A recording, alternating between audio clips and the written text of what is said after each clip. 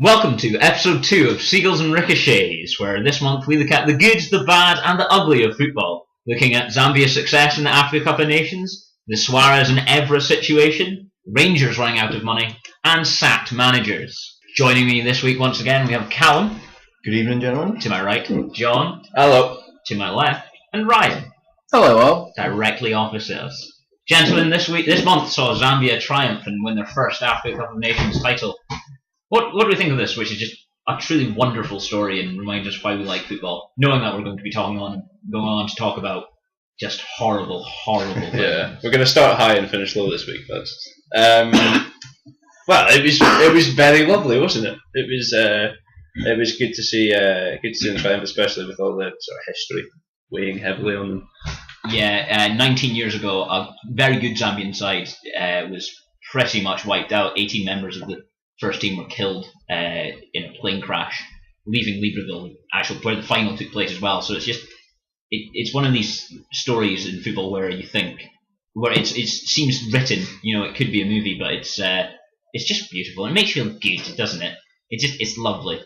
Especially when there's no question marks about it. I mean, they beat the three best teams in the competition by default throughout the competition. So I mean, it was a very deserved victory as well as one that, like you said, does seem to be scripted. I remember watching the Senegal game right back at the start of the tournament, and I went in as a Newcastle fan watching Senegal because I wanted to see my new present, Papis Dembélé. But in the end, all I saw was a very good Zambia side, which I was surprised at anyway. But Zambia seemed one of the few sides in competition who, although not having the best players, had a very, very clear idea of how they were going to play each game. Quick forwards, get the ball forward and just attack with pace.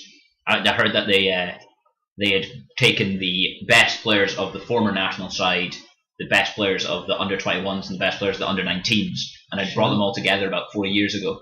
And it just seems to be, paying dividends, and hopefully the Zambia team can go on and qualify for World Cups and maybe win another African Cup of Nations. Yeah, but that's the thing. I mean, they don't have any massive sort of standout players. I think the highest standard anyone's playing to is the Swiss Premier League. So Mayuka, that's the one. Yeah. He's the sort of quick, young striker. He looks excellent. But the captain, Chris Tongo, who he was linked with Aberdeen a couple of years ago. He was excellent. He's just a brilliant player. And the other forward in that was Kalaba. Just again, that's what I think. The World Cup now, a player rarely comes from nowhere. Because there's so much football articles written online and so much is known of players. It's rare for someone to come from absolutely nowhere, and I think that was one of the beauties of this season's Africa Cup of Nations, is not only with Zambia going on to win the tournament, but you had countries like Sudan, Botswana, Niger all qualifying, and it just Gabon doing so well. Gabon, it really it was an exciting tournament, but one which could prove fatal for the golden generation of Ivory Coast. Have they got another chance to go in? Yeah. Well, I mean, they've got an immediate chance next year. Yeah, I was going to say. It must have been pretty gut-wrenching for them, given that they went in as favourites in the final. Yeah. And then there were certainly fans that were missing a penalty. But what a finish it was as well. I mean, the penalty shootout was some absolutely exquisite penalties from Zambia, the keeper. Sorry to go back to them, but I mean, they'd obviously been training all week for it, and they obviously all went out with the same plan, that they were going to sort of do this sort of half run up, compose, and then just side feed it into the corner. And it was absolutely amazing that they all, under so much pressure, all bar one managed to. Sincala, yeah. How many John Cena? You can't see me. So many. I love that. Yeah. Especially after Drogba's missed penalty in the game, just they keep running past him. Just rubbing it. Just absolutely great. Buzzing off it. Yeah. During that penalty shout, the Zambian subs, they were all down on their knees, shoulders, arms around each other's shoulders, and singing. Yeah. And it was amazing. It just and the fact that the stadium was near full just added to the occasion. It was just your typical great underdog story, wasn't it? Really, everyone was wanting to win, apart from especially when there's like Colin was saying earlier, like such a team and I mean, if there's anything about the other teams, the African Cup of Nations, the things they beat, they would certainly be top heavy in terms of attacking talent. But seeing like a balanced team, how well they could do consistently against teams like that, how well he could just outfight them, basically. And Herb It's Renard. really impressive. Oh, he's a beautiful man. Would you say it was the most thrilling of tournaments though? Like a lot of the games were 1-0, 1-0. See, I think they were very balanced games. Yeah. There was one hiding, I think Botswana took.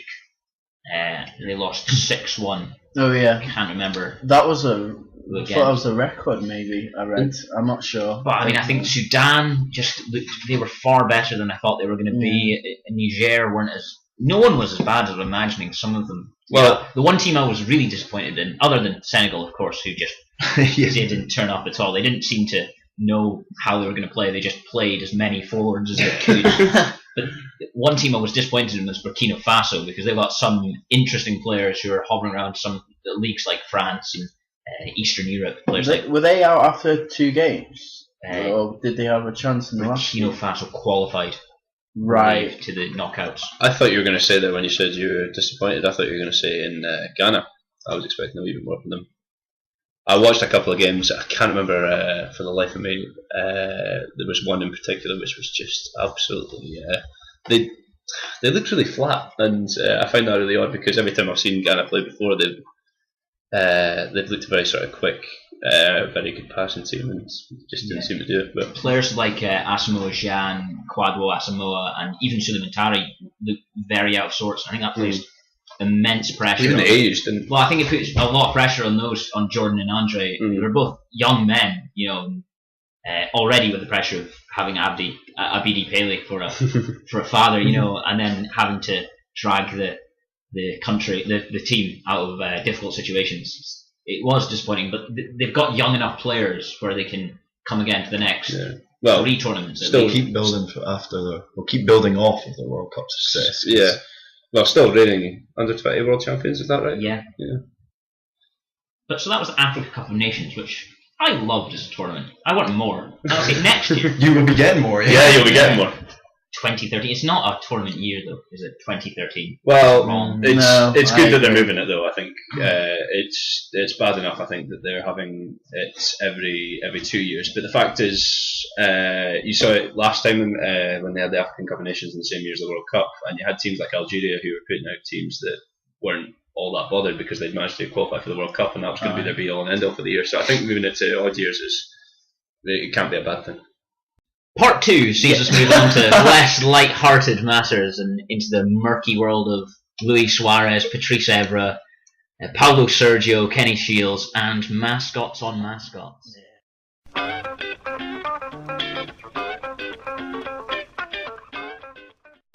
Handshaking, how important is it to the game of football? Not at all. Should we get rid of it? There's no point in it. There really isn't. After the game, then yeah, I think that's good. I'll do it. I think they're tunnelly doing rugby. Sorry to go there, but I think that's rugby free zone, Ryan. No rugby. Just for one instance, I think they do it well. Okay, I have to say, I think the tunnel at the end and clapping through. I think it's good. Even the ref comes through. Sign of respect. Before shut up. Yeah, and then they also drink beer out of each other's ass cracks, which I think. I think that should be interesting. Lad, yeah. Oh. Okay. What time's that for the ass crack? The first. Okay, my point is, it's not needed before a game. It really isn't. Either drinking your own piss. I think before international games, I think it should be kept. Before Premier League games, absolutely not. Don't see why. Unnecessary. John, quick word on handshaking. Very important. The most important thing. No, if it leads to these kind of sort of juvenile situations, it's kind of sort of self-defeating because you want them to just shake each other's hand, just get on with it, without wanting to sound like Sepp Blatter on racism. You want them to just sort of grow up a wee bit, but then if you take away the handshakes, you're sort of saying, well, we can't trust them, and it's just a bit of a mess. It's not something we should be thinking about. But, let's take the separate handshake incidents one at a time and start with possibly the most serious and That's the mascot one. And disgraceful. Good to see a ginger kid winning. Well, I'm not going to let any of you actually comment on this because it wasn't what all the papers and the media suggested of, they've seen Suarez do it and they're not doing it. They actually did say that? Really? Yeah, the Sun, the Sky Sports, they all did it. But it was just... they just didn't want to shake hands with another child. You were presented with, someone your own age, or the team of Man City and Aston Villa, Premier League players, world famous sportsmen. We said we wouldn't talk. We're doing what they did. To be fair, I believe the mascot missed not only the mascot but also Emil Heskey. I mean, what opinion? Well, is that technically racist? Game is. So we have a racist child, or is Heskey the racist one? Because let's not forget that black people can be racist towards points.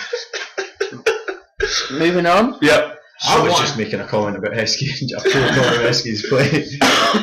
Suarez and Evra, ins and outs of it, outs and ins. Well, as the well-drilled Liverpool fans' party line is now, you can see that Patrice Evra actually withdraws his hand about an eighth of an inch before Luis Suarez makes his way down. So it was an Evra snub. I don't think enough people have said this in the whole debacle of that Evra is the one who got everything wrong, almost certainly. Yeah.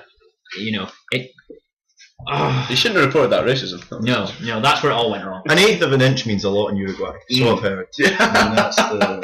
Are you suggesting Suarez has a small penis? No. All things considered. The most frustrating bit about it all for me, as a partial observer, would be the fact that it took Liverpool's owners for them to say sorry about it all, especially Kenny Dalglish, King Kenny. Who obviously that was a natural reaction to Jeff Shrees after the game. I thought. I don't think it was put on. That was how he naturally reacted to it, and it took sales and ticket sales for them to apologise. Our sponsors. Yeah, well, that's not actually true. Is it not? Standard Chartered have come out and said it's not.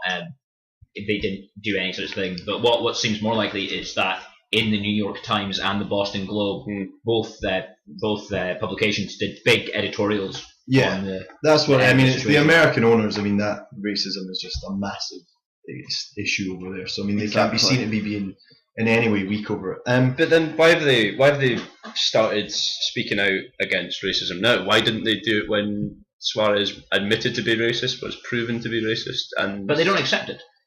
But why? Just because it was, I think, in the public eye, it couldn't get much more seen by live on Sky Sports in the big game it is, obviously, and I think they thought, right, we have to now, and that is the only reason anyone stepped in. And ultimately, I think that they perhaps just wanted to let it go its course, and they didn't. If they'd have come out and stood against it, then because of the way Dalglish was handling it, getting the whole team to wear the Suarez t-shirt, there would have been a rift between owner and manager. I couldn't believe So they wanted to let it go, and then I mean, obviously Suarez put everybody in hot water, himself included. I mean, he appears not to care anymore about what public appearance he has.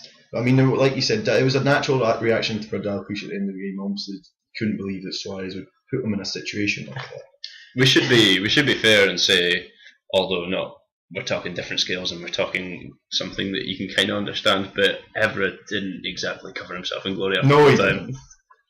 I don't think there was really any need to sort of start jumping about in his face. Definitely was. See, again, I thought you'd say that. This has been brought up quite a lot, and it's people saying, "Oh, to be fair," and they're trying to be balanced, but it's not really comparable.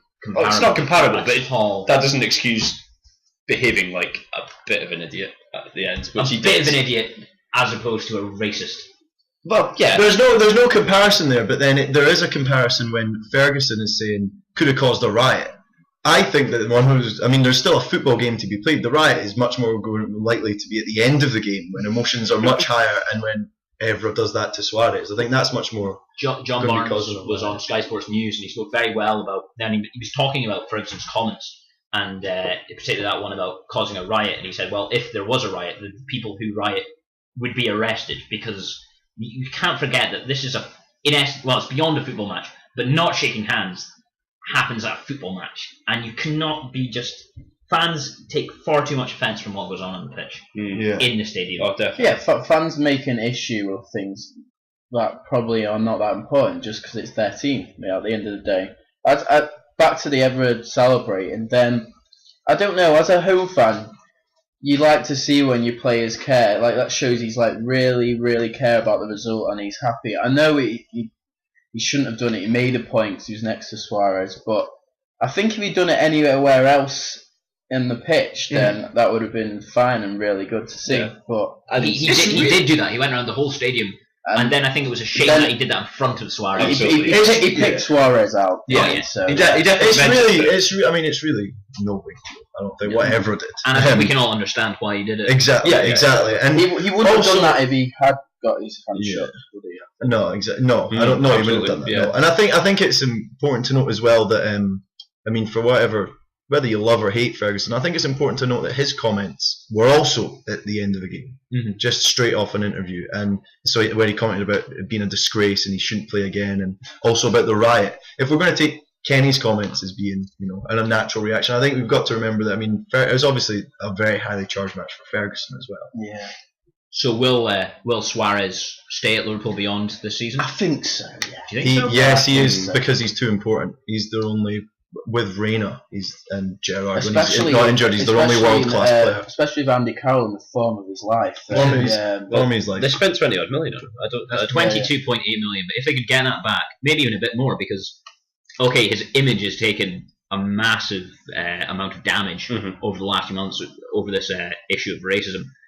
But as a player, he's still his goal scoring isn't great, but he is brilliant. Well, he has been banging in his entire career up until this season. I think it's just I think he started pretty well, didn't he? And then he's had ups and he has had ups and downs in terms of missed chances, but he has had a lot of chances. Just before Christmas, where But don't get me wrong, he's a terrific player, but I don't see Liverpool, because I think they would be cutting their losses. I don't think they would get. I don't see why they do that. Stories in the press today about PSG coming in with an offer. That's PSG might, I suppose. That's true. But I think they'll keep him. I think they will. I think they'll keep him, but I think that certainly Italian teams would be willing to pay upwards of 22 million for a quite clearly world-class player. Who, AC? If not Tevez. Well, AC and Inter both went for Tevez, and Suarez is a similar player to Tevez, I think. But Italy takes such a strong stance on racism, and there's just not an ounce of it. That is sort of underneath what I was saying. No, I think they'll keep him, because I think that I don't see why the position of Liverpool would change, because what's happened since Kenny was wearing the T-shirt, a handshake hasn't happened. So to suddenly be like, well, now I'm selling a player over a handshake, but not over a racist comment. That's the point I made. Could that order come from above Kenny? Because he has people above him, and I know there's all the talk of Kenny is untouchable, and he probably can't be sacked, but he doesn't have complete control over the club. Damien Comolli does have control over transfers, and also you've got this John W. Henry character who seems a fairly reasonable. I think certainly, but I suppose this happening in February as opposed to it happening in December, there's going to be time for it to die down towards the end of the season, assuming Suarez doesn't do anything ridiculous like in between, baby, which is certainly not assured. But if come May Liverpool have picked up a bit of form and Suarez has started banging in the goals and this has died down, I struggle to see why they'd want to resurrect that issue by selling him. What about Dalglish? Will he last? Will he stay? Yeah, he will last, but will he stay? Yeah, yes. Because he's looked a bit like a man, not out of his depth, that's unfair, but a man out of touch with trends in football recently, and maybe in society. Even. I think he must be frustrated at how his signings have been performing. Must be looking at Downing especially, and Henderson and Carroll, and thinking, all these people I've brought in, and they're did anyone really think they would? No, much, because I honestly did. To be fair, I think Henderson's been quite tidy, but he's not been. It's not the 20 million. Yeah, well, that's the thing. He's just doing a normal centre midfielder's job, isn't he? Is he any better than Jay Spearing? I personally, I don't think so.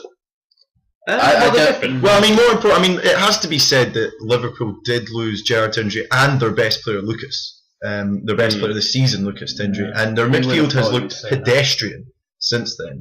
But like Henderson, I think Henderson of those three transfers was the least criticised because he was young and he clearly did have an engine and he has done something. Downing has done absolutely nothing. I could see Henderson. I didn't. I thought fair enough. It's overpriced, but it's not that bad of a signing to be honest. But obviously, the other two I don't really understand at all. But Fabio Relo has played very few games this season. Is out of contract at the end of the season. A lot of talk of him going back to Brazil. How big a miss will that be for Liverpool with 32-year-old left back? It's the first piece of the Jenga tower. Jenga tower. Yeah, Jenga tower. Move on. When did he start playing Jenga? It's a metaphor. End of part 2.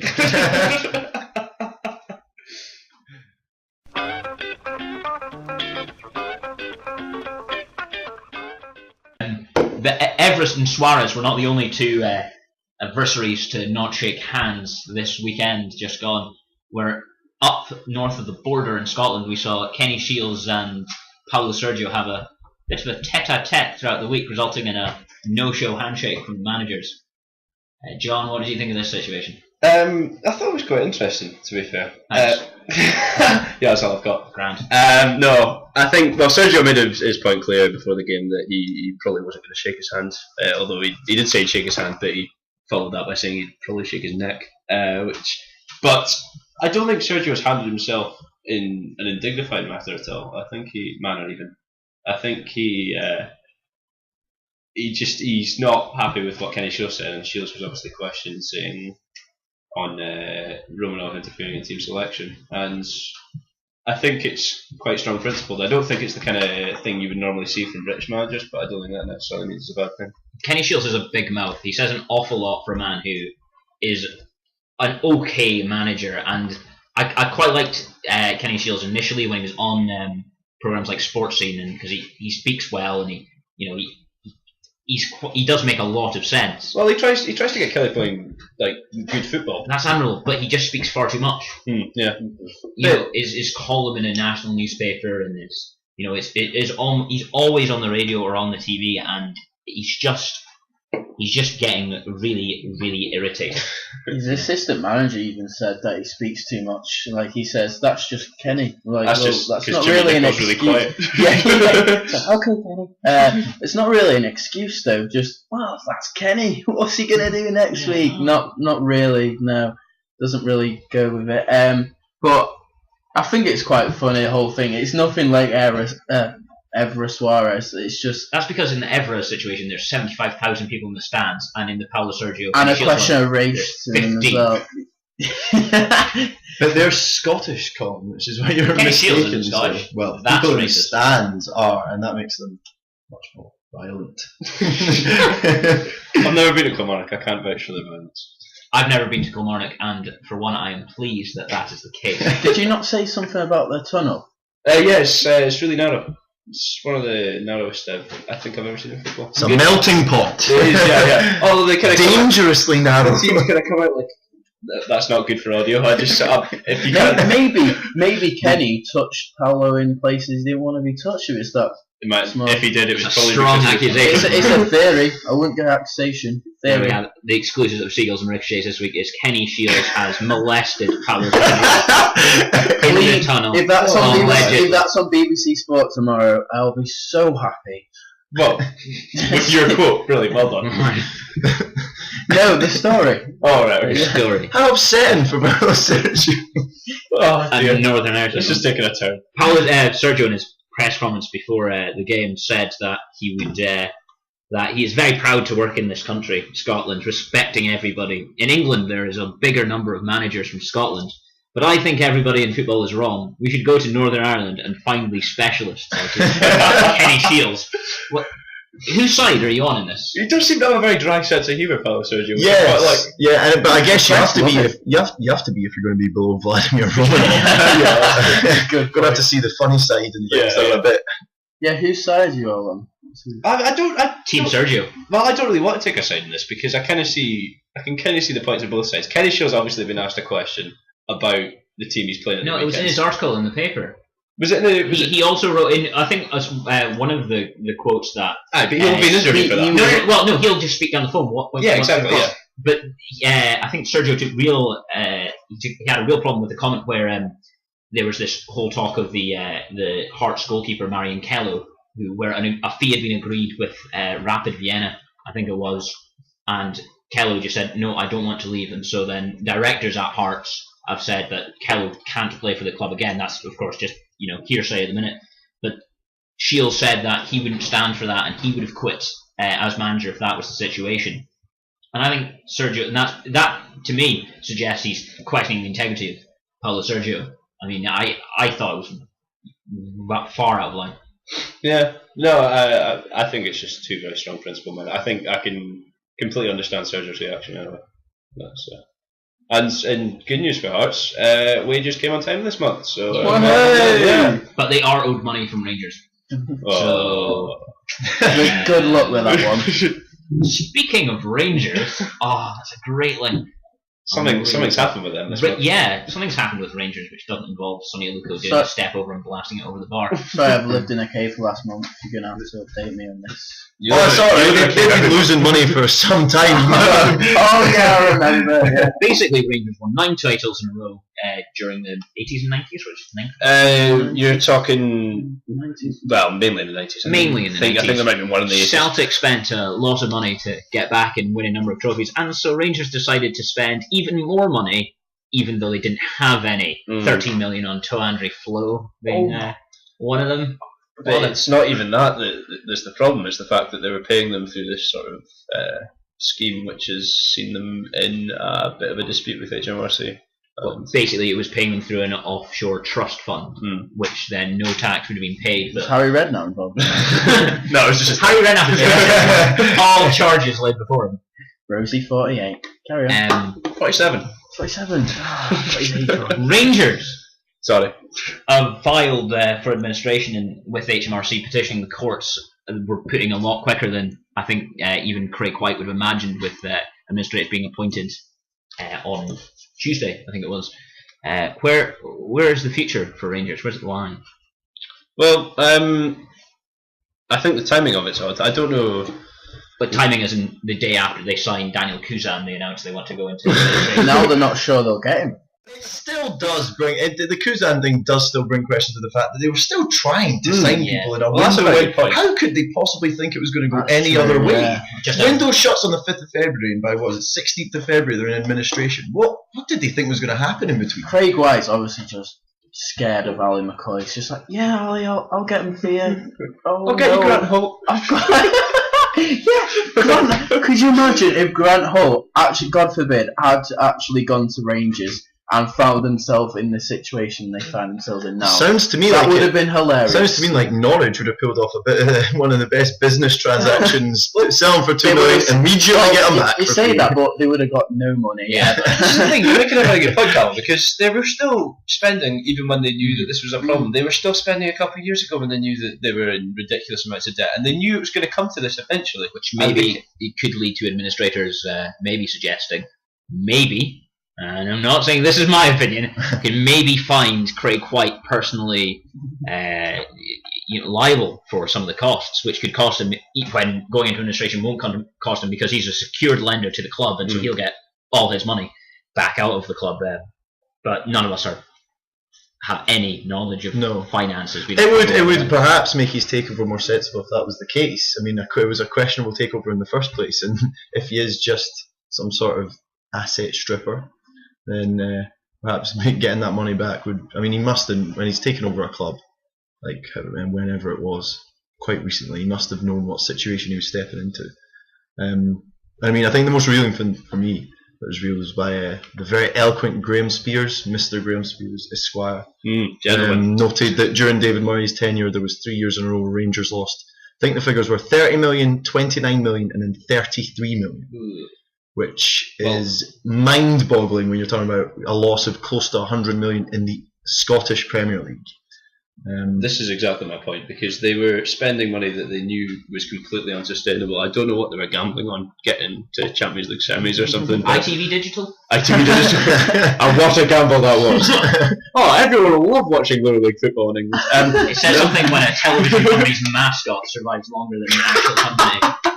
No, but as I was saying, the fact is they were spending money they knew they didn't have, and they've been winning trophies based on that money they didn't have, and that, I think, should make every other club in Scotland feel a little bit wronged. Well, Celtic. Every other club in Scotland. Celtic. Carry on.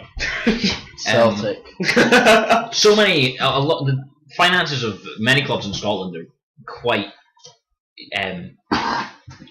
precarious, and a lot of them are owed money by Rangers. I think Dunfermline are owed a lot of money. Hearts are owed money at the minute. this could have a massive knock-on effect to the rest of the league. Could it not? Yes. I want to go to my Mancunian friend. No, he's not fair. They're due Dunfermline money from this weekend alone because they haven't paid for their tickets yet.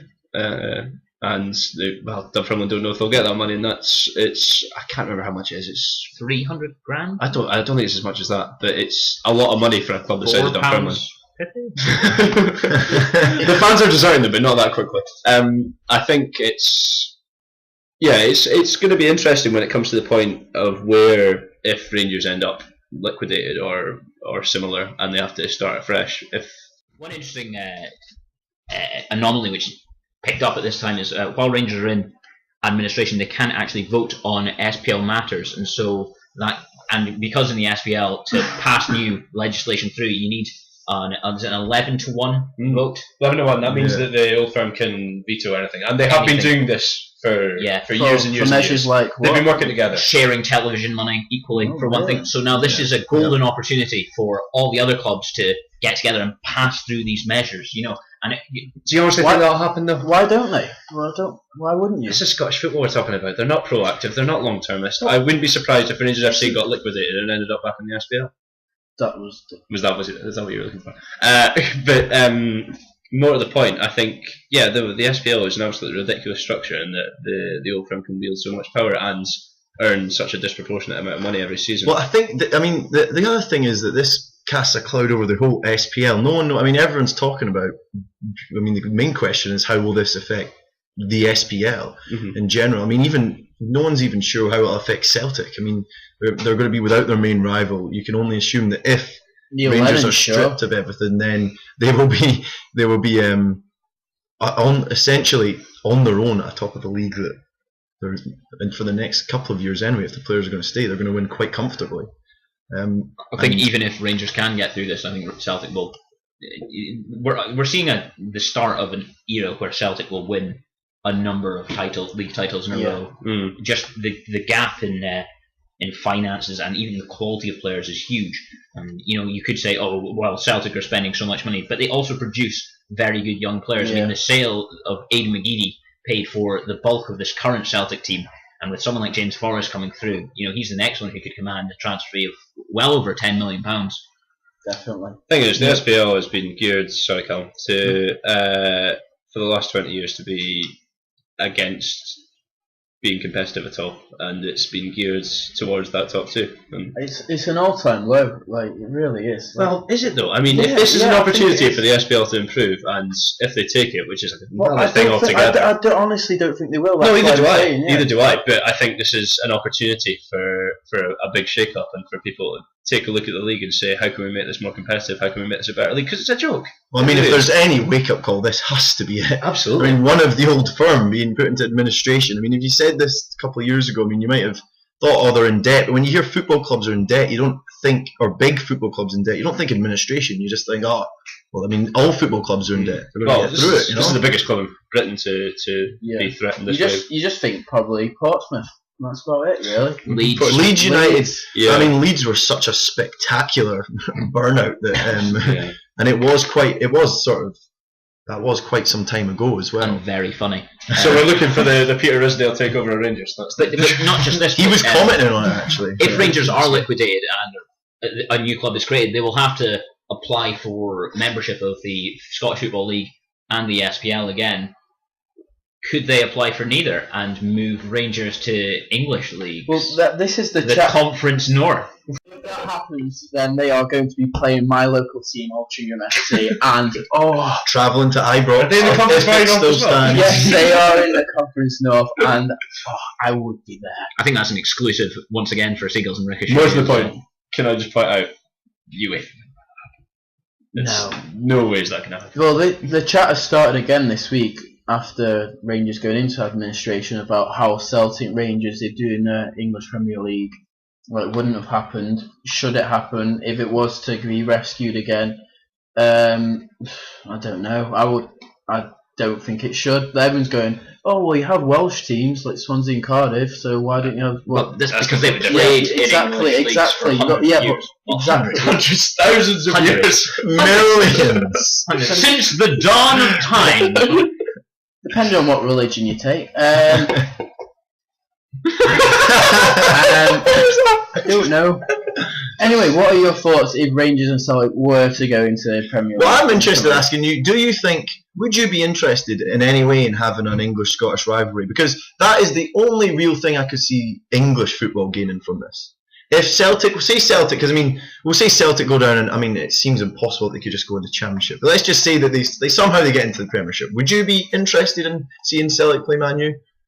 Because for me, the Premiership doesn't seem to need that, especially with Rangers gone now. They're not even, because with Rangers going into administration, the Old Firm rivalry, which might have been a strong point to see in the Premiership, is now going to be unbalanced. It wouldn't be like that though, would it? England Scotland, because every week basically would have England Scotland, so it wouldn't be a big deal, would it? So, and plus, it's not as if Celtic and Rangers are in the heart of Scotland anyway. It would devalue the Old Firm massively. Yeah, but not just that. I think Celtic would do well in the English Premier League, but that's because they have fans all over the world, and a lot of that comes from this whole Irish connection. Yeah. Well, Rangers do to a lesser extent. To a much lesser extent. Celtic, when they weren't winning trophies, going through barren spells through 9 in a row, still packed out Parkhead. They still had big fans. They did have big crowds. I think they have a bigger fan base outside Scotland, definitely. They have absolutely. I wouldn't say, you can't say better fans, but possibly more loyal fans, because I think Rangers fans are very prone to deserting their club when difficult times arise. Take Dundee game. I was there. Yeah, you were. Yeah. I was one of the 17,000 and odd people that were there, and it was absolutely deserted. It would not. I have to say, it would not. It would not surprise me if Rangers sell it against Kilmarnock this weekend. I think I've got the feeling that this weekend will be if it's on. If they can afford the police are asking for it. I think it'll be a sell. I don't know how long that sort of gather around the club will continue. I will be surprised if it's not a sell. I am the opposite view. I don't think it will be. I think they'll try and maybe have a protest. They hate Craig White at the moment, and I don't think still have to buy a ticket if they want to go protest. If they want to do it inside the stadium. Will you be rushing back round? Is this only if they carry on losing. Because that was a great game to go to. Trust me. Oh well, yeah, no. Played well for stuff. The Dundee United game tournament in the cup. United played well. Oh, Dundee played them off the park. They had this guy. Ironically, they had a right winger called Selleck, who was the worst player I think I've ever seen touch a football. Every single time he got it, just straight into the stands. And then I was sat next to 2 Rangers fans, just crying. Honestly, it was hilarious. I think to round up the Scottish section of the podcast this week, I'd just bring in the topic of Cove Rangers winning 3-0 last weekend and Forest losing once again, which means Forest have a 3-point advantage if they win their 2 games in hand. John, can Cove Rangers go on to win another title in what has been a difficult season for the manager Tyndall? I'm just saying, watch out for Strathspey Thistle. Are they dangerous? They're dangerous. The Nettles out there are absolute killer. And Bucky Thistle champions. Bucky Thistle are out of the running. It's a fight between Forest or Cove Rangers. Forest Mechanics and Cove Rangers. The mighty Cove Rangers. I am in Team Forest. You're wrong.